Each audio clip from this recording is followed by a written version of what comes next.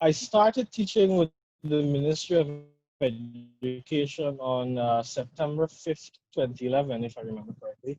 But I have been teaching in the church and in youth groups before then. I guess this academic year makes it my 10th year in the teaching profession. Since the onset of COVID-19, the teaching profession has been really affected the entire education sector. How have you been coping with that?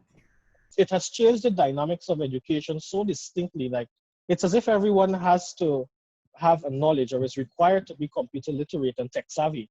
So it was not difficult for me to adapt because everyone who knows me know that I'm all about that tech world. I'm all into that stuff. So the challenge was not with me, but it was with everyone else trying to adapt and teaching others to adapt as well. So I really didn't have to adapt, so to speak, but teach others to adapt. And that was the challenge, basically. At my school, Hustideren Primary, the term Hustideren is Dutch there. It means house of animals. So at my school, the only means of teaching basically virtually is via WhatsApp.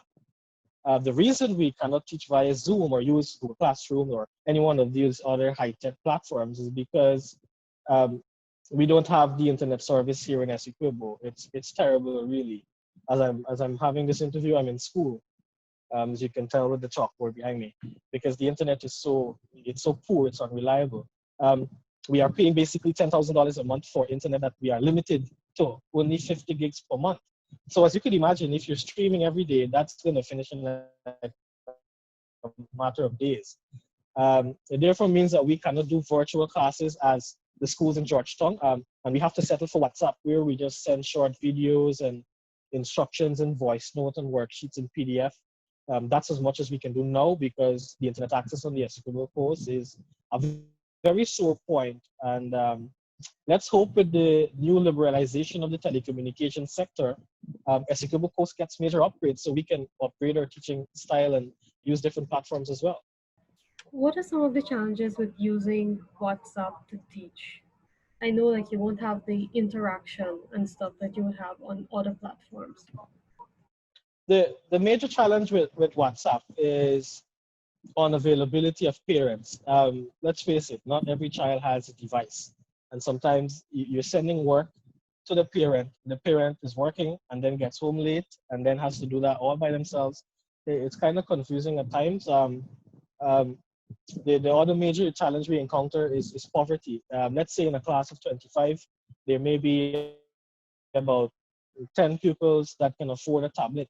And of that 10, only 7 could afford the internet access.